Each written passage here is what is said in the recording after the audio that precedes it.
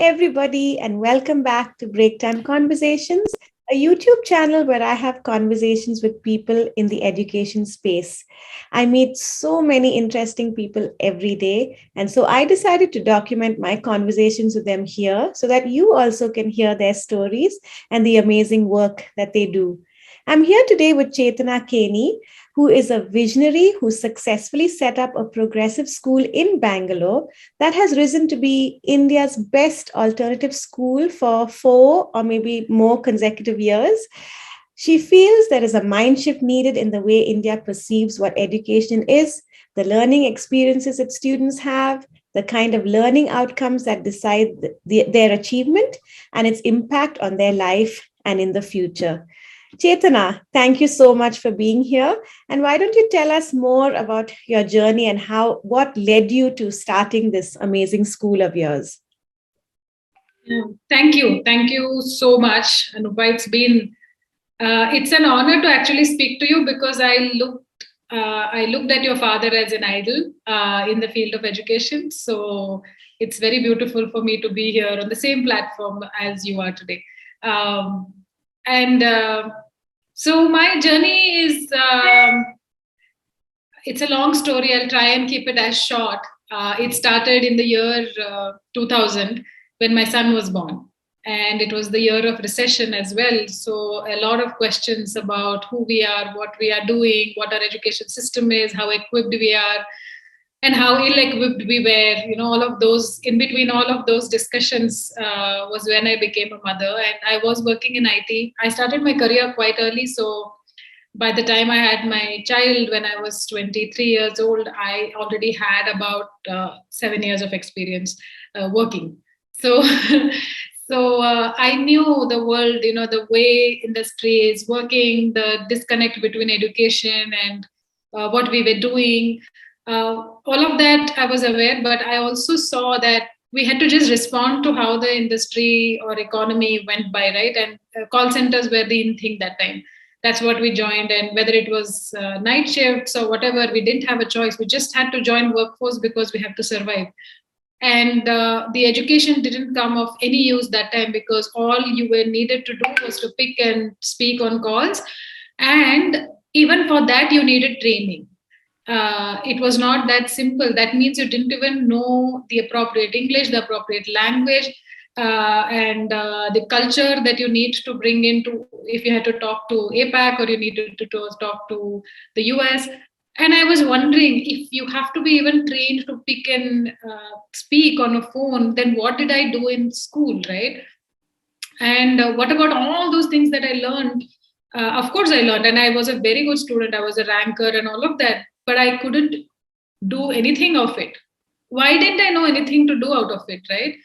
Those were questions, and in that, my son was born. So, and of course, motherhood was great because till 3, I was thinking like I have a Einstein in my house because he was really somebody very different, questioning and doing things and making. He was a maker, definitely. And I thought school is going to be wonderful. This one is going to become a PhD or something like that because he's so bright. But when you go to school, you realize that nobody is interested in who the child is, that it's a human being who is unique, who has a potential, and perhaps who has a story to tell. And the journey of that human being matters, right? Everybody is saying, this is what we have, you need to fit into this, whatever we have. But of course, like all parents, I did go through that journey. After a year, I realized that we're doing something that was done with me and maybe my parents as well, and the education system hasn't changed. The thought processes haven't changed.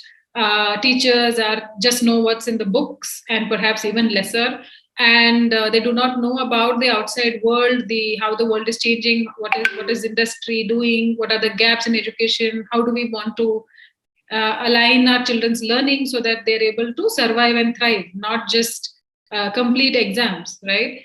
That's when I realized that something is not right, and this is not education that will help my child in 2025 when he will be an adult, and that is his life, right? And that time he wouldn't have. And I always kept thinking that he should have like a toolkit for life.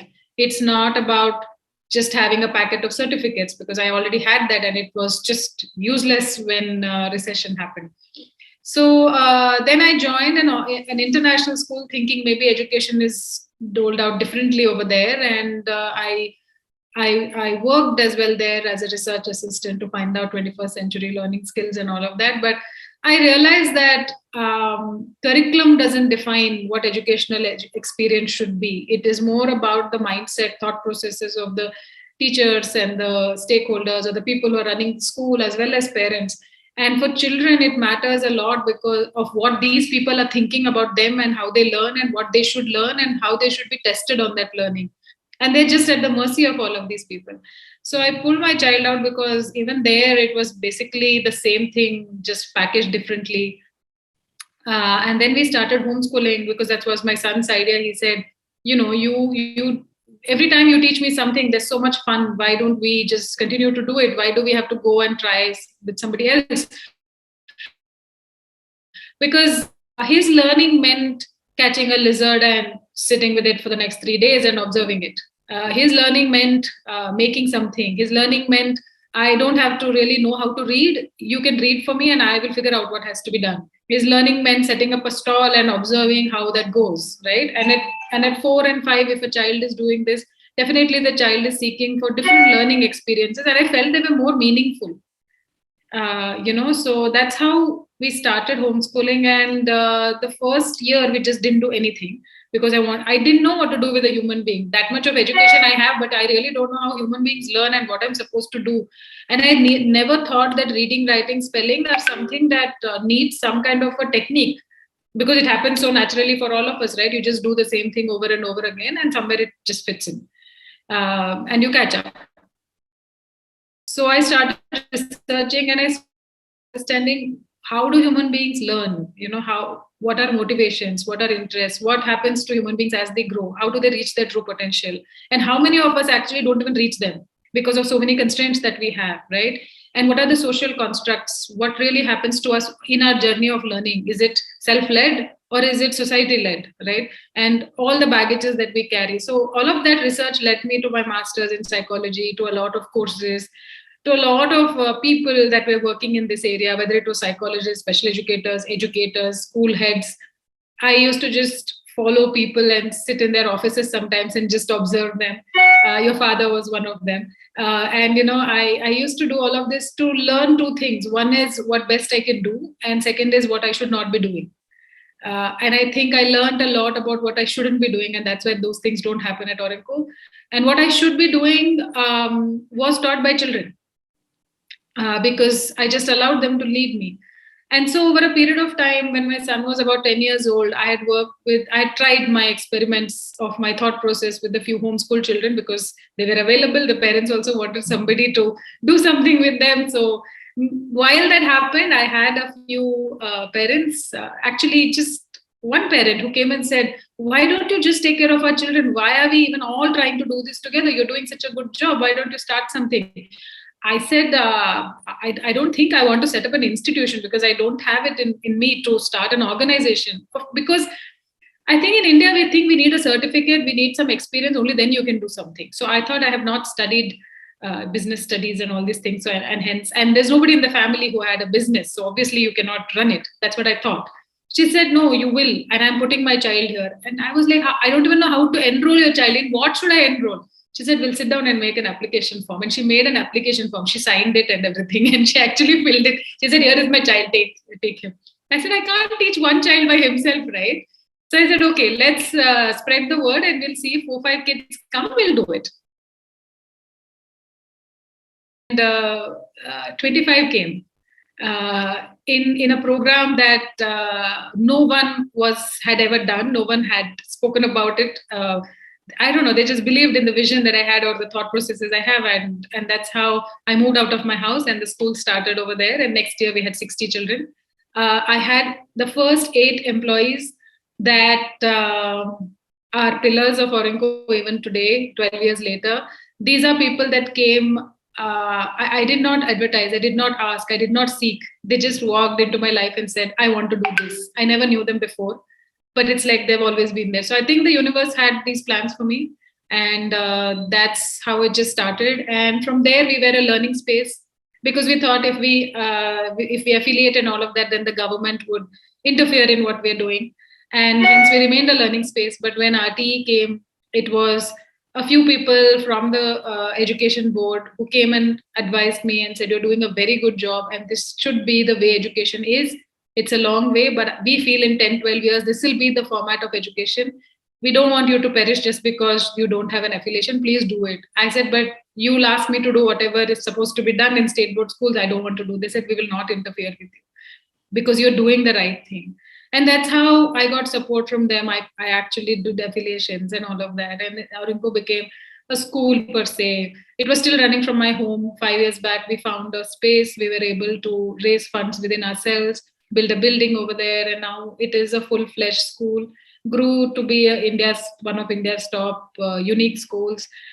But I think what remained is the progressive nature, the child focused. We are not fanatical about our philosophy, the way we do things, because we are very, very hands on. About 25 to 30% of our curriculum is academics. The rest is the Aurinko ecosystem.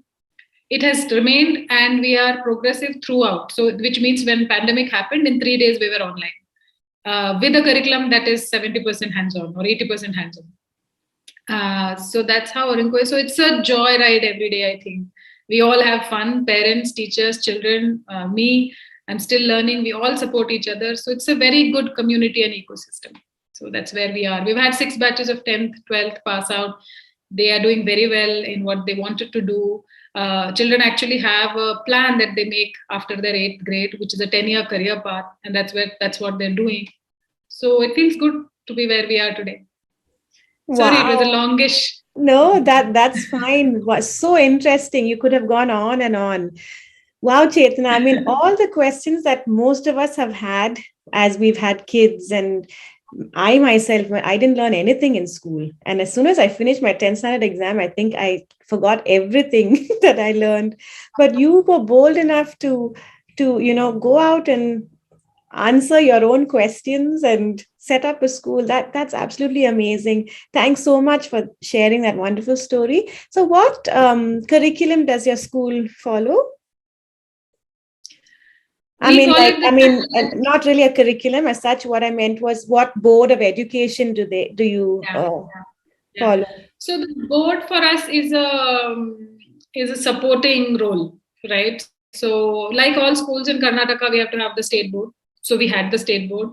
Now we have applied for NOC, unfortunately, in the pandemic. So it's taking forever for us. And when that happens, we'll go the ICSE way. But we've been using ICSE curriculum right from beginning.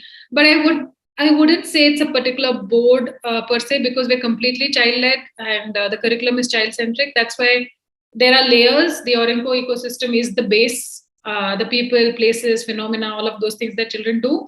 And on top of it is the child's pursuits and interests and skills where they are. And these concepts are basically, so grade 1 will have, say, 25 concepts, right, that you need to teach in science. So those concepts will just be taught. And of course, because we're a skill-based school, reading, writing, spelling, math are all skills for us. They're not tied into the lesson. So you do a lesson and you do question answers and then you do reading, writing is not what we do. If you know reading, writing, you will anyway be able to do that. So that's how it's layered. But we do have exams. We don't compromise with mainstream outcomes. Why we do, how we do is different from what mainstream does. But outcomes can also be the same. But we achieve much more because we are doing a lot more with children than just the subjects, right? So that's how the curriculum is. So, but we're led by the ICSE level, I would say. I wouldn't say board. But yeah, next year when we and our 10th and 12th has always been NIOS because it empowers you. It gives you a lot of freedom to work with different subjects.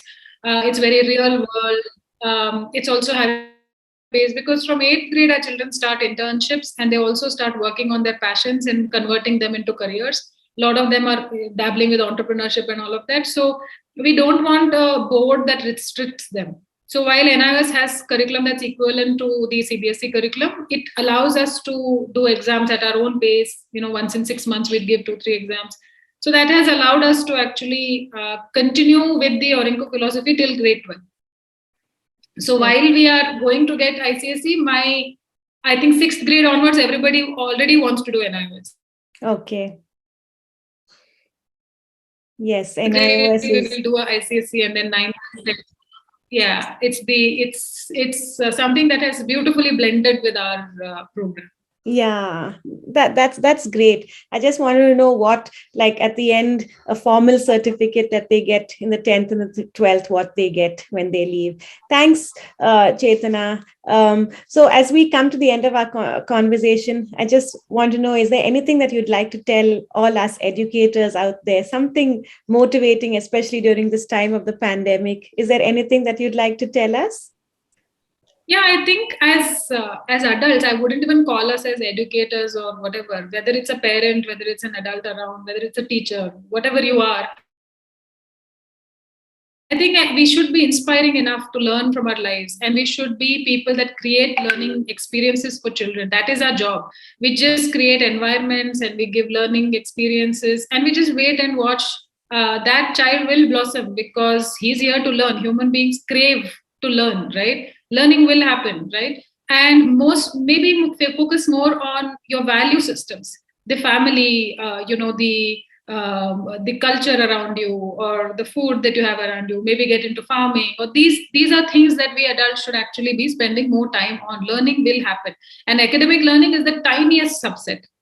That will anyway happen because you like to read, you like to learn, you like to express. You know that reading and writing you need to have, and it doesn't matter which language, right? It'll anyway come. And there are families. I have always watched all the songs that you put up as a family that you people sing. I mean, that is learning. Your children are so happy, so lucky that they're part of that ecosystem. So that is the most important. So educators, parents, stakeholders, whoever is there, if you have a child around you, this is your job, to enable learning. And learning will anyway happen. Trust that. Yes, I think that's a brilliant thought to end with. In a world where academics is so much focused on, we need to hear more of what you are saying and from people like you. Thanks, Chetana, and all the best with Orinco and everything that you're doing. And I really hope, I mean, I think it's about time. I should come by and visit the You school. must. I will. You I must. And we're definitely will. very close to where you are. So you must. Okay, so you can expect a visit from me soon. Thanks, Sure, sure. Chetna. Thank you for All right. being here, and Thank all the you. best with everything. Thank you. Bye bye for now. Bye.